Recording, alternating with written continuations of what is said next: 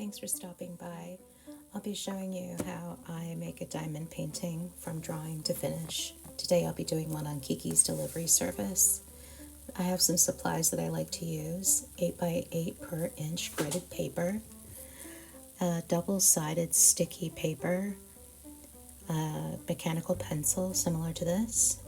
I also have a lot of markers and colored pencils that I utilize to color in the drawing. And then to actually apply the diamonds to the drawing, I use wax that is specially designed for diamond gripping. And I use this stylus, which is empty right now, but I'm pressing the head of it into the wax in order to pick up the wax, which will allow me to pick up the diamonds, also known as drills, also known as rhinestones. So I'll be using all of the names. On the back of this stylus, the other side of it, is this flathead. I use that to straighten out the diamonds as I go. There's one other tool that I use occasionally, and that is this wax pencil. You can sharpen it like you would a colored pencil, and that waxy end there will allow you to pick up the drills. What are the drills? These are the shiny, shimmery, rhinestone-like ones. I get them off of Amazon. There's also solid colors you'll see me using, so not iridescent, but actually solid. This is another tool, my little X-Acto knife, that really helps me pick up things like sticky paper. My favorite website to go to is braceletbook.com. And on there you can find a bunch of designs by either character or shape or quantity of squares that you want to use. There's a ton of stuff on there. Of course, Pinterest as well. Right now I'm numbering out the amount of squares that I'll be using for this drawing. This is something that I've only recently started doing. It's just a way for me to keep organized, but it is not necessary. You will see what I'm doing here. I'm taking the screenshot and putting it into a program called Procreate. But you can even do this in something like iPhotos. And all I'm doing here is just taking a pen and numbering each square, just like I did on the gridded paper. And again, this just allows me to stay organized and keep things somewhat in order. Although I do have to admit that the pencil drawing gets a little complicated sometimes, especially if I'm tired or am watching something or listening to something really engaging. So I really just let myself take as much time as I need to do the penciled out drawing, because I tend to mess up in this spot, and that's okay, because once I get to the coloring, I really don't want to have that problem. I color just by matching up things to the best of my ability with the colors that I have available, with whatever diamonds or drills that I have available to use for the actual final painting.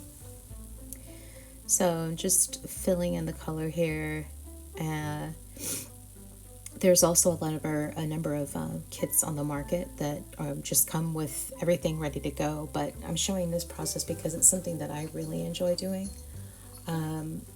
So here's the final drawing, and I'm doing this a little haphazardly, I admit, but this is that double-sided sticky adhesive paper that I mentioned earlier. And what I'm doing is I am very precariously placing this drawing down, and then the hope is that I will be able to place that adhesive over the drawing. I got lucky. I would usually recommend just actually going from starting like at one corner and then kind of inching your way across diagonally, if that makes sense. Smoothing out any air bubbles. And then I'll be cutting this out, and I can now get started with selecting colors, which is really fun. And again, it's just based on whatever I have available to myself. I'm not very stringent about what colors I use. I just make sure that I use colors that I have. and that look good together. And sometimes in this process, I find that I'm going out of color and then I don't actually really enjoy it at all, and I have to kind of start over by taking the diamonds off, which is relatively easy to take them off with this adhesive. But yeah, it is a painting, but it's a painting that you can actually change the colors of if you'd like. So that is my first drill placement, and now I am going into fast mode for us. I will end my discussion here in just a moment, but this part of the process is, of course, really fun, and you can see I'm kind of straightening things out as I go, because I'm placing 4 diamonds down at a time. You'll see the little drill bit to the right, the green piece there, that is a single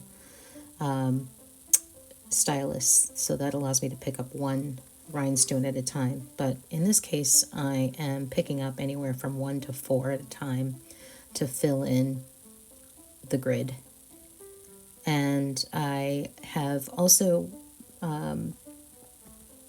made magnets out of these. I've added these pieces to paintings. I'm really getting interested in trying to find ways to add these types of things to clothing. Since I am using grid paper, that's not really feasible, but it feels limitless what this diamond painting has to offer. And there are so many other amazing artists out there doing diamond paintings from kits, and I highly recommend checking in with them on just ways to get started, or different tips and tricks on how to complete a piece. Anyway, I am really grateful that you stopped by. I hope you enjoy the rest of this painting as it comes to its fullness. All the supplies are listed in the description, and I look forward to any comments or questions that you may have.